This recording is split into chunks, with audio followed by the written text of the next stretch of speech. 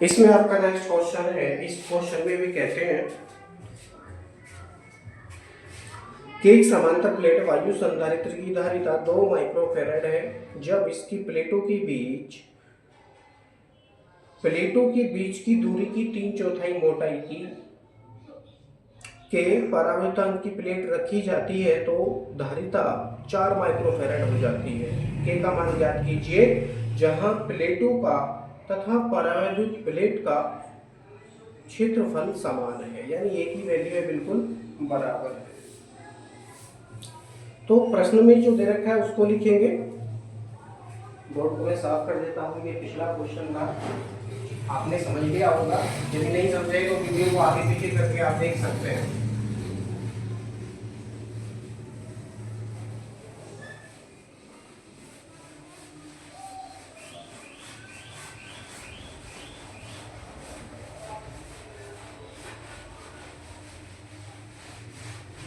Okay, दे रखा है यहाँ पर वायु संधारित्र की धारिता C0 = 2 माइक्रोफैराड। अब देखिए वायु संधारित्र की धारिता का जो सूत्र है वो होता है C0 = ε0 A/d। इसकी वैल्यू दे रखी है इन्होंने 2 माइक्रोफैराड। चाहो तो आप इसे फैराड में चेंज कर सकते हो, क्योंकि हमको अनुपात याद करना है तो माइक्रो से माइक्रो कट जाएगा, फैराड से फैराड कट जाएगा, केवल ये अंक ही बचेगा। तो इसलिए आप इसको यहीं पे इतना ही रहने दे सकते हैं, नो प्रॉब्लम। ठीक है, अब परावैद्युत संधारित्र की धारिता इन्होंने दे रखी है, वो कितनी है? 4 माइक्रोफैराड है। तो C = 4 माइक्रोफैराड, C = 4 माइक्रोफैराड। इसको भी हम माइक्रोफैराड में ही रहने देंगे। अब इन्होंने एक चीज दी है यहाँ पर, जब इसकी प्लेटों के बीच की दूरी की 3/4 मोटाई की, यानी T की वैल्यू उन्होंने दे रखी है T = 3/4D। T = 3/4D। मोटाई को T से शो करते हैं, दे रखा है इन्होंने 3/4D। प्लेटों के बीच की दूरी कितनी है? ये D से शो करते हैं और मोटाई को T से शो करते हैं। इन्होंने दे रखा था प्लेटों के बीच की दूरी की 3/4 मोटाई, 3/4 मोटाई, तो 3/4 × D हो जाएगा। ओके, अब वायु संधारित्र की धारिता का सूत्र मैंने ऊपर ही लिख दिया है, इसको समीकरण नंबर 1 आप मान सकते हैं, नो प्रॉब्लम। और जो इसका सूत्र होता है वो होता है C = ε0 A/d - t + t/k। इस सूत्र का प्रयोग करते हुए हम अनुपात में ये वैल्यू ज्ञात कर लेंगे।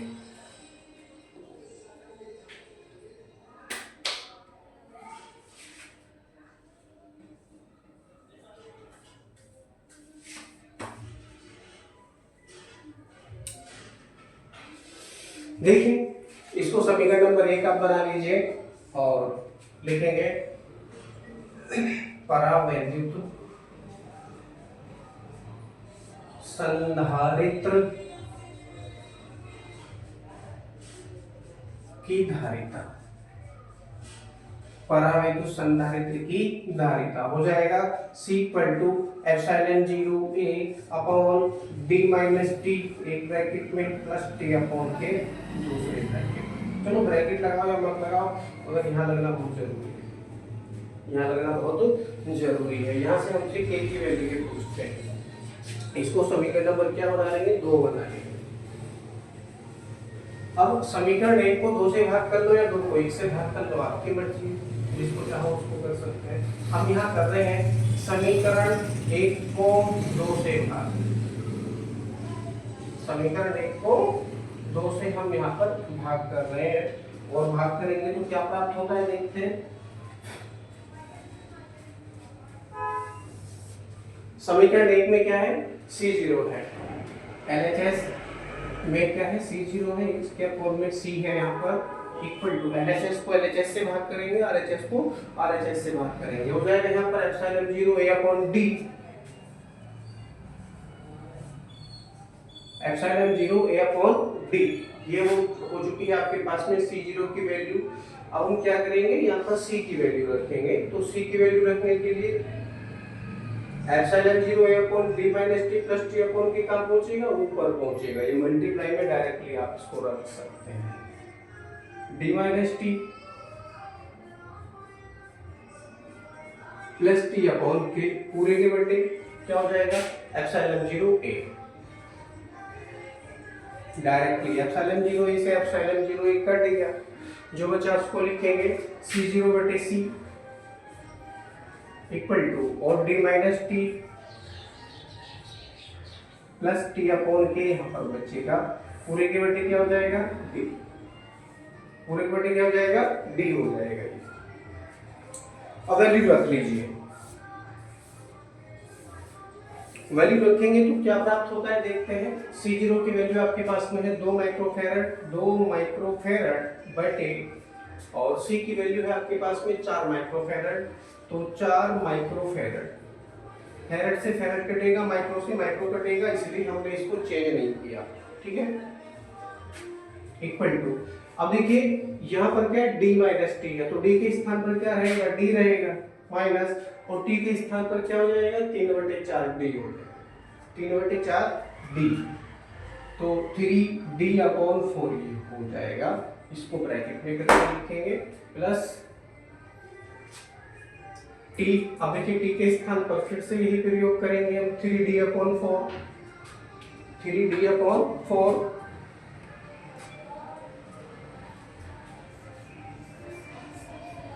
3D अपॉन 4 पूरे, और क्या बचा अपॉन में क्या है K है, अपॉन में क्या है K है, और K कहाँ पहुंचेगा, ये नीचे पहुंचेगा यहाँ पर, ये हो जाएगा 4K, 4K ये हो जाएगा, D minus T plus T upon K, T की वैल्यू रखी 3D अपॉन 4 और नीचे K है, तो K से इसका मल्टीप्लाई हो जाएगा, पूरे के बटे D, पूरे के बटे क्या है D, ठीक है, कुछ इस तरह से ये वैल्यू चल रही है। आप इसको भी काट लीजिए, क्या कटेगा 2 एकम 2 और 2 दूनी 4, 1/2 ये हो जाएगा 1/2 इक्वल टू, अब देखिए 4 का D से मल्टीप्लाई करेंगे 4D माइनस का 3D, 4D माइनस का 3D पूरे के बटे 4, पूरे के बटे क्या है 4, प्लस ऐसे यहाँ पर हम क्या करेंगे 3D upon 4K, 3D upon 4K ये यहाँ पर हो जाएगा, और पूरे के बटे क्या चल गया D चल गया। केवल इसी को हम सोल्व करेंगे यहाँ पर, ओके, और कुछ भी चीज हम सोल्व नहीं करेंगे। अब मैं इसको साफ कर लेता हूँ।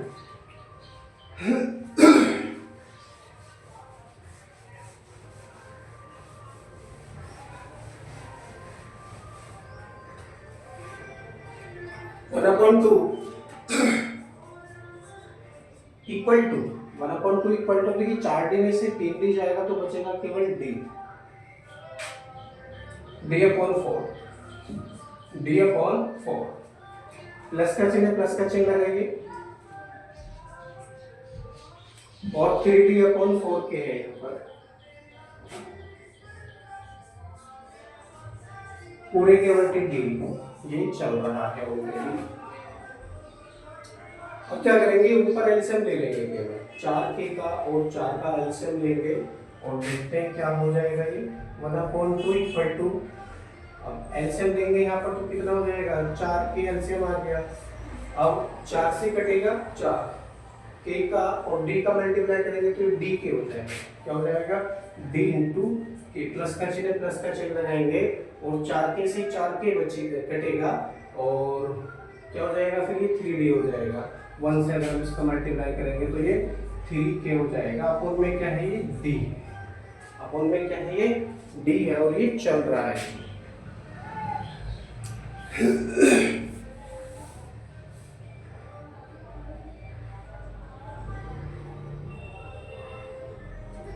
ओके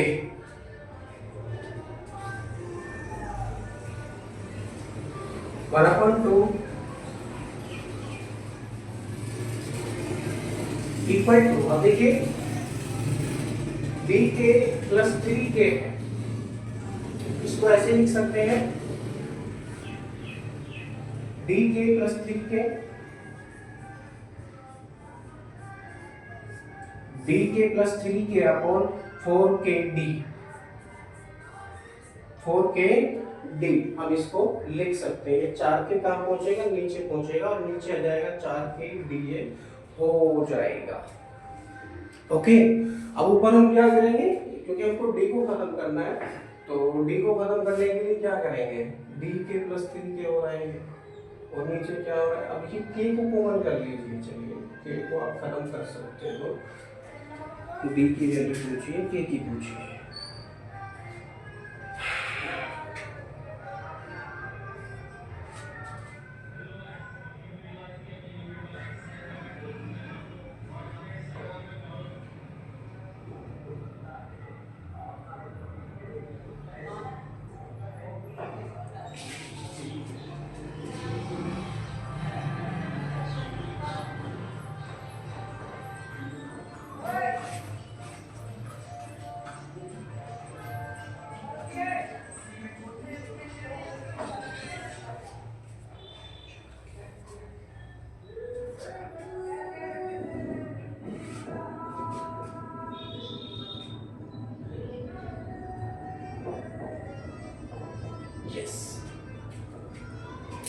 देखिए एक हमसे मिस्टेक हुई है यहाँ पर, हम इसमें d से d कॉमन करके खत्म कर सकते हैं, हमको ये खत्म कर लेना चाहिए था, तो हमारे लिए क्वेश्चन बहुत इजी हो जाता है। इन पर थोड़ा हम आगे ज़्यादा चले गए, तो आगे नहीं जाना चाहिए था, हमको पीछे रहना है। देखिए यहाँ पर भी d/4 चल रहा है, यहाँ पर 3d/4k चल रहा है, यहाँ से हम दोनों में से d को कॉमन कर लेंगे, और जब d को कॉमन करेंगे तो क्या हो जाएगा, 1/2 इक्वल टू, यहाँ से हमने क्या कॉमन किया, d कॉमन किया, क्या कॉमन कर रहे हैं, d कॉमन कर रहे हैं, और अंदर क्या बचेगा, यहाँ पर 1/4 बचेगा प्लस, और यहाँ पर क्या बचेगा, d को यदि कॉमन करेंगे 3/4 के, 3/4 के पूरे के बटे d, तो ये बहुत इजी हो जाएगा क्वेश्चन हमारे लिए। तो d से क्या कटेगा, d कट जाएगा, क्योंकि आगे बहुत सारी चीजें इसमें फैल जाएंगी जैसा हम इसको करते जा रहे थे। इसका सीधा सा करने का मतलब यही है कि d से d कॉमन करके काट लीजिए, तो 1/2 इक्वल टू 1/4 प्लस 3/4k, केवल इतना ही आपके पास बचेगा। अब देखिए इसका एलसीएम लेके इसको हम हल करेंगे, हो जाएगा 1/2 इक्वल टू 4 का और k का एलसीएम लेंगे तो ये 4k हो जाएगा, 4 से 4 कटेगा, k कटेगा, बचेगा उसकी गुणा ऊपर करेंगे तो ये 4 हो जाएगा, प्लस 4k से 4k कटेगा, एक बार और गुणा करेंगे 3 से तो k प्लस 3 हो जाएगा। तिरछी गुणा कीजिए, 4k का 1 से करेंगे तो 4k equal to k plus 3 का 2 से करेंगे तो 2k प्लस 2 6, कुछ इस तरह से ये वैल्यू हो जाएगी।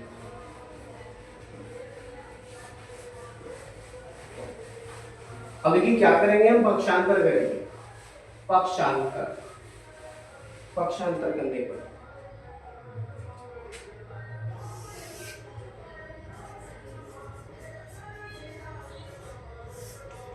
पक्षांतर करने पर क्या प्राप्त होगा, देखिए 2k इसको इधर ले जाएंगे LHS में, तो ये 4k माइनस 2k हो जाएगा, 4k माइनस के 2k इक्वल टू 6। अब 4k में से 2k जाएंगे, बचेगा 2k इक्वल टू 6, 2 से 6 को काटेंगे 3 बार कटेगा, अतः k की वैल्यू 3 आ जाएगी, यानी जो परावर्तिता इन्होंने प्रयोग किया है, वस्तु इन्होंने प्रयोग की है या पट्टी इन्होंने प्रयोग की है, उसका परावैद्युतांक 3 है। इसका सीधा सा मतलब ये हो जाता है।